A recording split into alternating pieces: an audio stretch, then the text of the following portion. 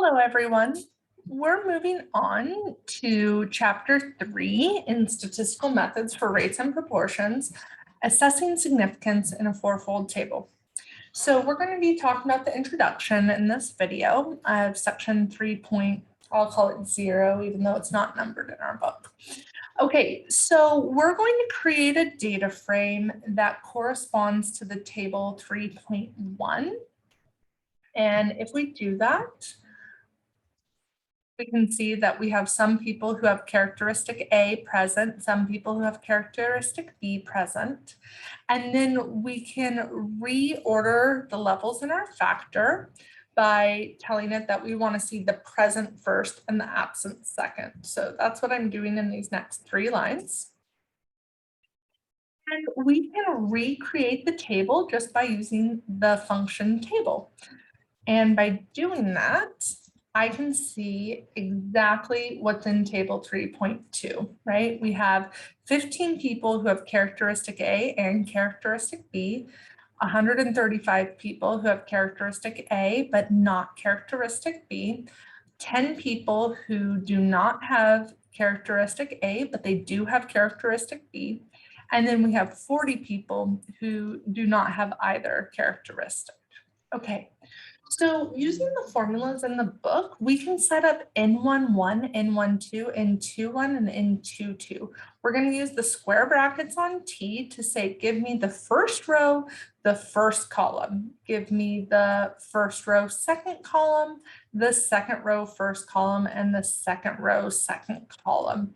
So by doing this by hand, we're going to really do all the hard work and all the calculations. We can also find out the row sums and the column sums by using our apply function.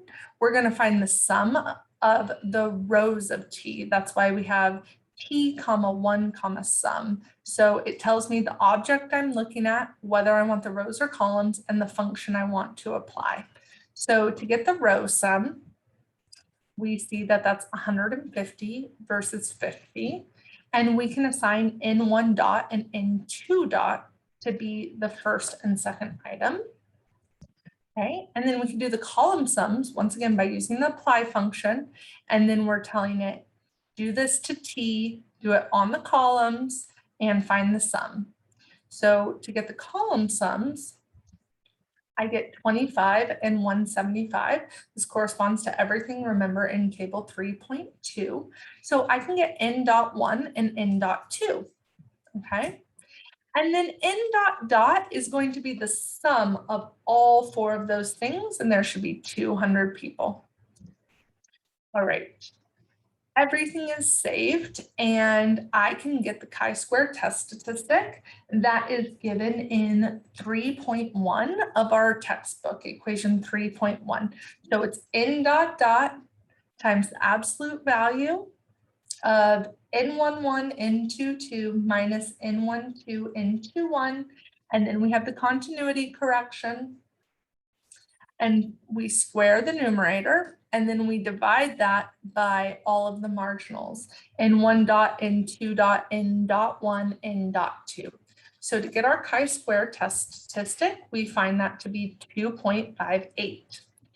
Now, we can get the probability of being more extreme than 2.58 by using p chi-square. Now, in previous videos, we've used p-norm, but now we're using p chi-square because we're using the chi-square distribution, and we're giving it a test statistic, and we're asking it for the area.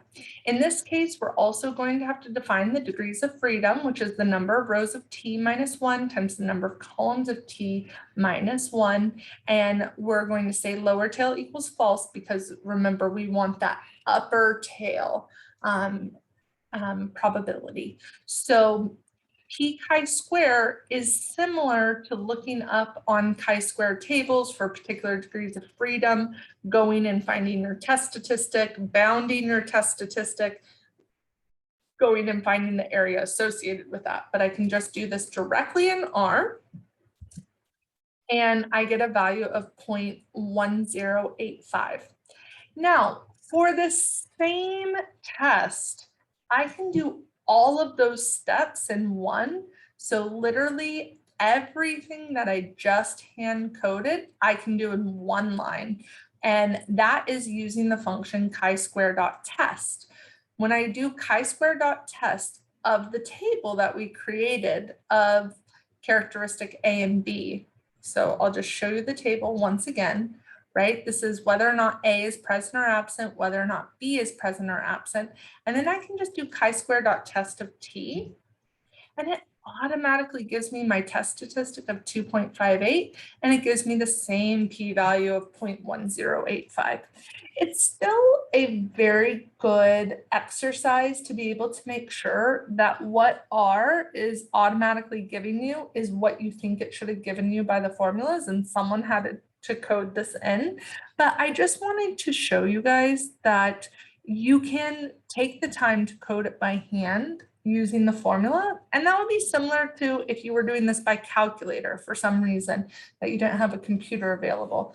But now that we have computing, it's so much easier to just use what's built in. It's more about how do you know when to use what functions.